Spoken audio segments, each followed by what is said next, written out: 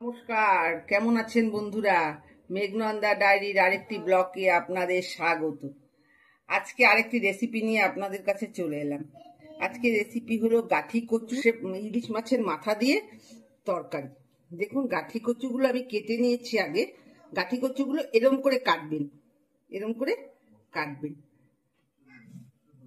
আর এখানে পেঁয়াজ কেটে নিয়েছি, পেঁয়াজ এরকম কুচি কুচি করে কাটবেন। আর ইলিশ মাছের মাথা একটা নিয়ে নিয়েছি। তারপর চলুন দেখি আমি কেমন করে বানাচ্ছি। কড়াতে তেল গরম হয়ে গেছে, এবার আমি ইলিশ মাছের মাথাগুলো ভেজে নেব। দেখুন, আমি ইলিশ মাছের মাথাগুলো টুকরো টুকরো করে দিয়েছি, কারণ গোটা দিলে না পরে ভেঙে দিলে খুব কাটা কাটা হয় তরকারিটা। ওই জন্য আমি ভেঙে ভেঙে এরকম করে টুকরো টুকরো করে কেটে তারপরে ভেজে দিই, তাহলে খেতেও ভালো লাগে আর খেতেও সুবিধাও। আপনারা যদি এরকম করেন করবেন, নাহলে গোটা দেবেন। দেখুন, মাছের মাথাটা ভাজা হয়ে গেছে, এটাকে আমি এখন উঠিয়ে নেব।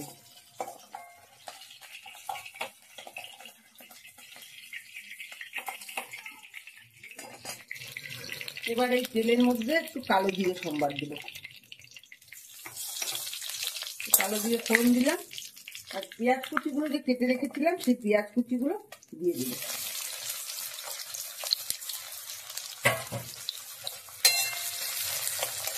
পেঁয়াজটাকে একটু লাল লাল করে ভেজে দিই। আর কি কি মশলা দেবো দেখে দিই। দেখুন, ভাজা ভাজা হয়ে আসছে, এবার আমি গাঁটি কুচিগুলো দিয়ে দেবো।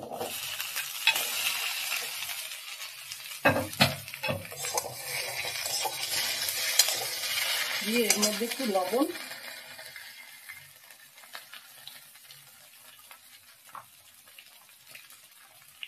হলুদ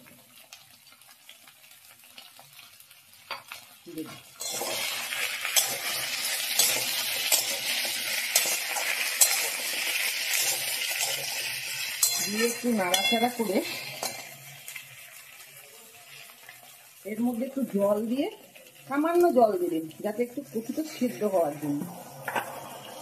সামান্য জল দিয়ে গ্যাসটা একদম লো করে ঢেকে দিই।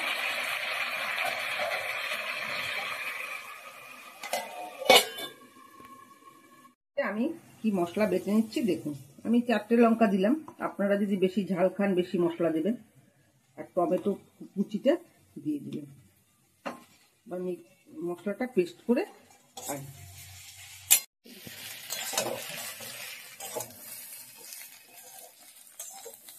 দেখুন, আমার পেঁয়াজ গাঠি কচু ভাজা হয়ে গেছে।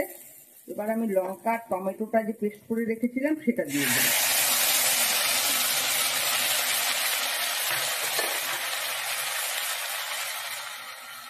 স্বাদ মতো লবণ দেবেন,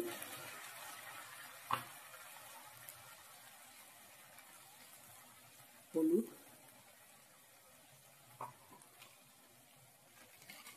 একটু কাশ্মীরি লঙ্কার গুঁড়ো দিয়ে ভালো করে নেড়ে চেড়ে আবার একটু ঢাকা দেবো। কচুটা একটু সেদ্ধ হতে সময় লাগে, তো এই জন্য লো আছে ঢাকা দিয়ে দিয়ে করবেন, খুব টেস্টি হয় খেতে।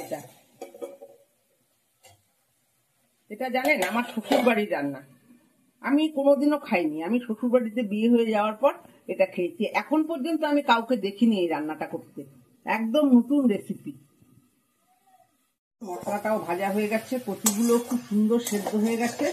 এবার আমি এর মধ্যে জল দিয়ে দেবো, মাখো মাখো হবে। হ্যাঁ, জল দিয়ে দিলাম। জলটা ফুটলে ইলিশ মাছের ভাজা মাথাগুলো দিয়ে দেবো। জলটা ফুটে গেছে, এবার মাছের মাথাগুলো দিয়ে একটু নেড়ে চেড়ে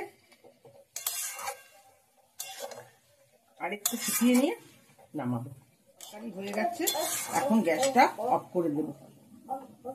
তরকারিটা আমি হয়ে গেল গাঠি কচু ইলিশ মাছের মাথা দিয়ে লাল লাল সুন্দর একটা মাখো মাখো তরকারি।